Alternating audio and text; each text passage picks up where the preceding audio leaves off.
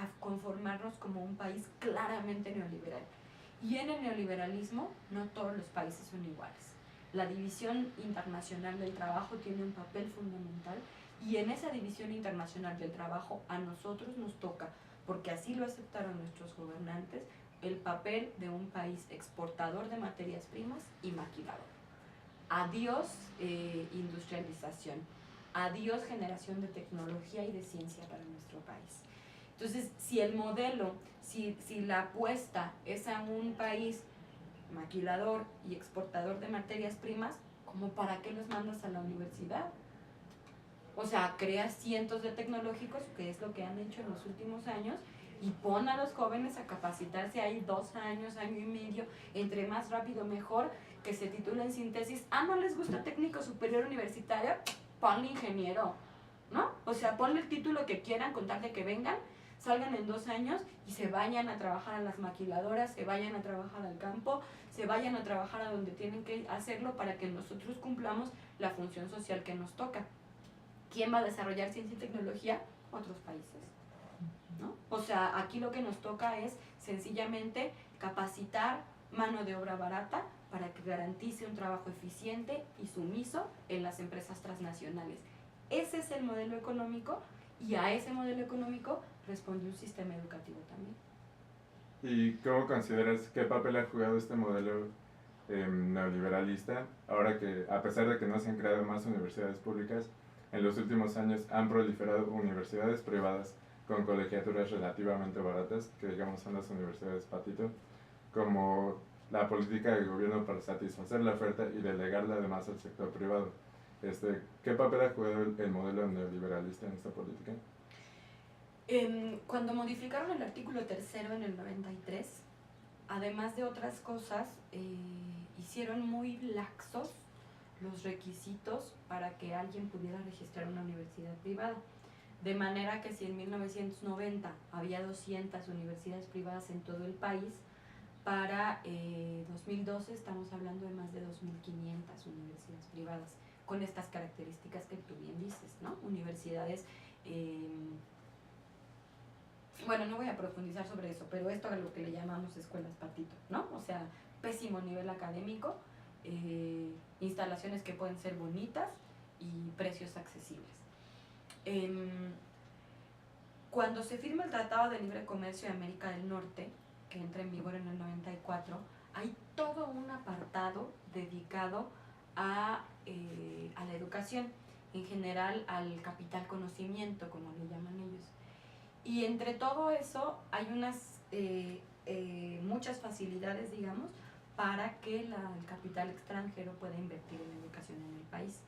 Le salió mal el cálculo a Salinas porque no llegaron los capitales extranjeros, pero efectivamente el capital nacional aceptó la oportunidad e invirtió de forma importante en educación privada. Entonces, por una parte, por más accesibles que sean las colegiaturas, sí hay una segmentación social, que con todo y lo barato, no todo el mundo puede desembolsar 3,000, 4,000, 5,000 pesos al mes para pagar una escuela privada barata. Ya no digamos los 70,000 que puede costar estudiar en la Ibero, ni sé, pero algo así creo que cuesta. Sino que además responde también a un mercado. ¿Qué tipo de oferta educativa se da en estas universidades? Administración, derecho, psicología y pedagogía, pero enfocada desde la perspectiva de los recursos humanos y todo lo que quieras que tenga que ver con el turismo. No hay más, ¿no? O sea, gastronomía básicamente, administración del tiempo libre. No hay otra oferta en estas escuelas. Entonces, claro, o sea, a un sector popular con cierto poder adquisitivo para pagar una universidad como esta, ¿para qué los capacitas? Pues para ser las secretarias del siglo XXI, ¿no? O sea, para que cumplan el papel de administradores, de recursos humanos, para que trabajen un poquito mejor que en un call center, ¿no? O sea, al final sí corresponde con este modelo. Y la otra es que probablemente también hubo un cálculo por parte del Estado en el sentido de que si no había válvulas de escape, es decir, si solo cerraban el acceso a las universidades, la presión social iba a ser mucho más fuerte que la que de por sí es. y movimientos como el nuestro iban a proliferar de forma mucho más importante y visible. Entonces, al final, la educación técnica, la educación a distancia y la educación privada han sido como válvulas de escape desde las que el gobierno ha intentado liberar la presión que podrían generar miles de rechazados en las calles exigiendo el acceso a una universidad pública.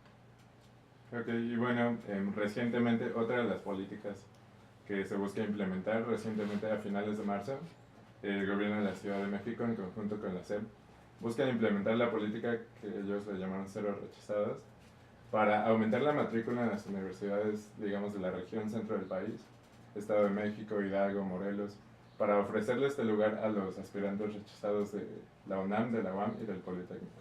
¿Cuál es tu opinión general respecto a esta política? En 2012, te decía yo, fue el primer año donde la SEP aceptó públicamente que tenía que hacer algo sobre el tema de los rechazados. Después de 6 años de movilización del MAES y en un momento en donde la cobertura mediática y que había alcanzado el movimiento era muy importante. Todos los noticieros, los periódicos tenían cuando menos una nota que hablaba sobre el problema o sobre nosotros en particular. Y entonces, bueno, el gobierno respondió y sacó lo que llamó la Feria de la Educación Superior Más Opciones en la Biblioteca Vasconcelos. Hicieron una feria, un mercadito ahí adentro de la biblioteca, pusieron stands para cada universidad y era el regateo, o sea, tú ibas pasando y decían, aquí te titulamos sin tesis, aquí te damos gratis 2 colegiaturas con el pago de una, aquí te reducimos el 10% si pagas antes de tal fecha, o sea, una lógica absolutamente mercantil. Y por supuesto la oferta concentrada en los tecnológicos y las universidades privadas. Fue un fracaso porque a pesar de que se registraron más de 25,000 muchachos para entrar a la feria, al final fueron 4,000 los que salieron con un pre-registro a las escuelas, lo que no necesariamente quiere decir que se hayan inscrito. El año siguiente decidieron lanzar el programa, no me acuerdo cómo le pusieron, algo así, hay opciones para todos en la educación superior. Y fue la primera vez que hicieron esta página de internet donde decían regístrate, ¿no? No es cierto, eso fue 2014 con el PROEMES. Ya me hice un poco bolas con las fechas, pero el asunto es que lanzaron el programa emergente de matrícula para la educación superior, que era una página de internet donde le prometieron a los muchachos que se podían inscribir a la UNAM, al Poli, a la UAM y a cualquier otra universidad. Fue un tremendo fraude porque no solo no podías entrar a la página porque estaba saturada. Si no hay problema de rechazados, como por qué se saturaría una página como esa, sino que además, pues ya que entrabas era un fraudecísimo, porque lo único que hacías era picarle y te llevaba a la página de internet de la institución en turno, lo cual pudiste haber conseguido con una búsqueda en Google, ¿no? Entonces, no resultó, y lo que han hecho es más o menos reciclar esa política.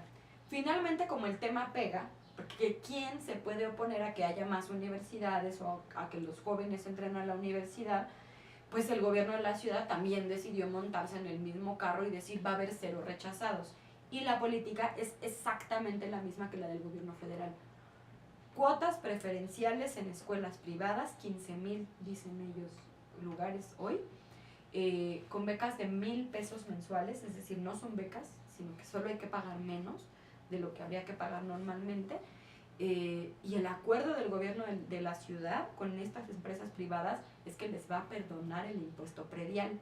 Entonces, al final otra vez, quienes sigue perdiendo es el erario y por supuesto los derechos sociales que se deberían garantizar con los recursos recaudados con los impuestos.